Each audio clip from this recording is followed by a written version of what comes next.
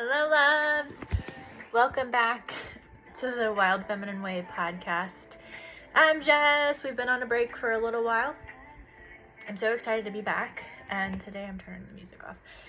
We're talking about devotion over discipline. I was distracted. Oh, you probably just saw my side boob because my cat is sitting in front of me and he looks adorable. I'm also feel like I can't get a proper setup today. And the perfect reason why we're talking about devotion over discipline, because I'm so fucking devoted to trying to get this goddamn podcast out that I'm like, whatever, conditions have not been perfect trying to get this set up. This is why I'm doing it on my phone, because I couldn't get it to work on the computer. Anyways, we're here. All of that, we're here. So grab a tea, grab a wine, grab a coffee, a water, whatever the fuck you need. Let's get comfy, let's get cozy, let's dive in. This might end up being a shorter podcast today because I don't also have that much energy today. Yesterday was like a massive day, but I really wanted to put this out, and I literally kept seeing signs about this the last 2 days, and I'm like, okay, I'm gonna put it out there. Let me just take a sip of some hydration. And some water. My water looks gross, by the way, but that's because it has reishi and lion's mane mushroom tinctures in it for focus. And I can't remember what the other one does. I think it might be like nervous system related, which I'm about to put a reel up about. That doesn't matter. Follow me on Instagram because I post epic shit there. Okay, so let's talk about devotion over discipline. I have some notes here in front of me on the computer, so if you see me looking over there, that's why. But I really want to flow with this. This topic feels really important right now, and I was going to tune into why, but I don't think that's that important. I don't feel like channeling is what we're going to do here today. But essentially, I am the perfect person to talk about this fucking topic because if you didn't know me before, I was a health and fitness coach with part of a network marketing company, Beachbody, for 7 years. I stopped doing that in 2019. And literally, this is not to knock the company, and this isn't even necessarily the company. This is like the fitness industry, and lots of other industries can be like this in general, where it's so much about like being disciplined and doing this and doing that and getting it done and pushing through and like that hustle energy. Now, this is the podcast devoted to the divine feminine, so of course we're about feminine energy, but as I always say, if you've taken anything with me, we have to have the feminine and masculine energy. Excuse me, but that hustle energy is the wounded masculine energy. And that is like what the world is moving away from. And when I was part of this company, it was almost like the culture that if you didn't do your workout that day, and again, this is not to knock the company, there's lots of other businesses, companies out there that are in this mentality. It's not to knock any of them. This is just what we're moving away from, and this doesn't work. It works for some people, but the world is shifting to where a lot of this isn't going to work anymore now, and I've talked about that a lot. But the point I was trying to make was, it was like, I can't think of the fucking word. That's why I'm having trouble getting it out of my head. There was almost like shame, I think that's the word I was looking for, around if you didn't do your workout that day, if you didn't do your business activity tracker that day. And I am definitely the person that is all about listening to your body because of all of the years that I pushed my body so fucking hard to do workouts it didn't want to do, or to do them all of the time when it just might have needed some yoga or a fucking rest or a fucking walk. So yeah, there's no shame around listening to your body. There's no shame around going with the flow and what feels best to you. And I'm just looking at my notes. So there's like a few other things that I want to say. The first thing is, when it comes to devotion over discipline, is discipline. I was talking to a friend about this yesterday, I think it was. Words carry energy, and they're going to carry different energies to different people. I personally have started using new words for different things. And discipline to me personally just feels heavy because it feels like, I gotta force myself to get that thing done that I really don't want to do. Now, this can apply, like, I'm going to use workouts again as an example. Sometimes it is good to nudge ourselves to just get out the house and go on a walk. But sometimes we really just need to listen to our body. I feel like I'm going all over the fucking place and not making sense. Okay. I learned how to pause on here. So the thing is the forceful energy is not what we want. And with workouts in particular. The last couple of days, I realized that it would be helpful to me. I don't like to say need or should because there's a lot of shame around those words. I was like, well, it would be really helpful for me to do my movement practice in the morning and make that like my one non-negotiable, which is usually meditation. But to me, movement is like moving meditation. So I was like, I'm going to make that my one non-negotiable and do it in the morning because I was having really bad anxiety last week. And I looked at what I was spending my time doing and I was like, well, wasn't doing a lot of movement last week like I usually do. But then also with that, I also I've been working on this for years and years and years of reprogramming this shit and letting go of all the fucking rules and doing workouts or doing anything in my business or life that I think I should do because of the certain result that I'm going to get, even though like a lot of it I didn't fucking like, or I might even say I hated it. So I was looking during Mercury retrograde, it came up for me again. And I was like, I think I'm having some self-imposed rules again around exercise. So I was like, you know what? I'm just going to turn the music on and see how my body wants to move.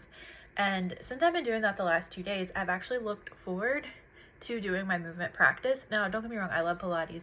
I love going on my little walks. I do lots of vinyasa yoga flow videos on YouTube, but I think I was just like burned out and bored with it.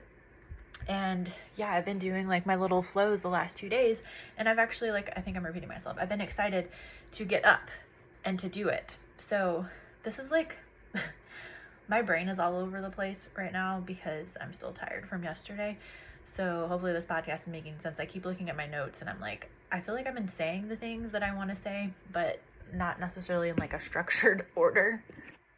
So something else that's helped me is letting go of heavy expectations that I'm putting on myself, which is essentially kind of what I was just saying, but what I had right here in the notes I did want to talk about, because during right before Mercury retrograde, I realized that I had so much pressure on myself of what I needed to do for my morning routine the next morning.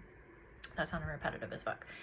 Like, oh, I have to like check all these things off my list. I gotta meditate, I gotta do this, I gotta do that, blah, blah, blah, blah. And then I was like not even wanting to wake up the next day because I was already so overwhelmed because the list felt so long that I was like, oh my God, that feels so overwhelming. And like all of it's stuff that I like to do, but not always every single day. Like that's taking away from the flow. That's literally living such a that forceful, too structured life. And once I started doing that and I just made one non-negotiable, that's when it became meditation.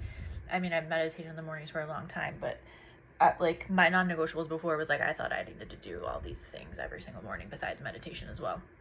So once I started doing that and just gave myself permission to just fucking flow, I was so excited again. Like it just took all the fucking pressure off. And sometimes that's what we have to do. And it might sound like contradictory. Like I teach intuitive eating. I haven't sold that course in a while, but it keeps coming up. So I probably need to put it back out there. But a lot of people, I healed eating disorders 2018. So I have 7 years. When I started doing intuitive eating, I had tried it so many times before, like probably 3 or 4 years every year before. And I would get so terrified because I would like binge eat at first. And I am not a doctor. I'm not any kind of certified health anything. But for me personally, I know that I had to like allow myself to binge because I had restricted myself for so long that I just like wanted all the stuff that I didn't allow myself to have. And then eventually it stopped. I didn't gain weight. I actually lost weight from doing intuitive eating. That's kind of going off on a whole other fucking side tangent. But the point I was trying to make with that is like, we just put all this pressure on ourselves, so much goddamn pressure, and we can be scared. The point I was trying to make of like, if I do this one thing, then I'm going to get the opposite result. Like if I finally let go, I'm going to get the opposite result. And you might at first. And again, I am not a fucking doctor. Like I'm just giving you the eating disorder example and intuitive eating as an example. But I haven't had issues with food in 7 years. So that's just like one example. But also I can apply this to business too. Like there's so many times, for example, I've attempted to do this several times over the last few years because I remember a prior mentor of mine suggested this, to have a weekly plan instead of a daily plan. And I still have ideas of what I want to do each day. And of course, and as humans, adults, business owners, whatever, in careers, we have deadlines, we have timelines, we have meetings, calls, things that we have that we're showing up for. But like other tasks, I would just, again, the same thing as the morning routine, I would put all of these things on my fucking list and be like, oh, you got to do all this stuff the next day. And then it would be the same thing where I like wouldn't even look forward to doing it, and I wouldn't want to do it because there's all this pressure. So it's just taking the pressure off, and it's combining like the flow and the structure. Now I talk more about that in Divine Feminine Rebirth. The other thing I have on here that I wanted to talk about is our day-to-day energy. If you're a highly sensitive person and you're on an awakening path and you're growing and evolving and changing like me, your energy is going to be shifting a lot. Like my energy shifts so much day to day and throughout the day that I might have this beautiful post idea of what I want to put up the night before, and then the next day I want to talk about something totally different. That's just an example. So sometimes you just have to allow yourself permission to let go of what you think you're supposed to do or thought you were supposed to do yesterday, and allow yourself to change your mind. Now, I feel like a lot of this hasn't necessarily felt like devotion over discipline, but these are the things that I felt guided to talk about with it. And like, I think like the main thing I want to say as we wrap it up is like, this is definitely like honing in on the devotion over discipline. That was kind of more the discipline part. So when you love what you do, whether that's your exercise, your routine, your business, whatever, then you're going to feel devoted to it. Just like me trying to get this goddamn podcast out. Like I was trying to figure it out forever because I'm on my dad's computer because I accidentally broke my computer when I was living in San Diego and I still needed to get a new one. Couldn't figure out Zoom, and I was like, no, I've been wanting to really talk about this fucking idea for the last probably almost week. So I'm putting this fucking thing out because I love doing it. Same example as what I was saying earlier with the exercise. Like I was doing my ecstatic dance, intuitive movement kind of thing. I kind of combined yoga, Pilates, and ecstatic dance to really fun music, and I looked forward to doing it.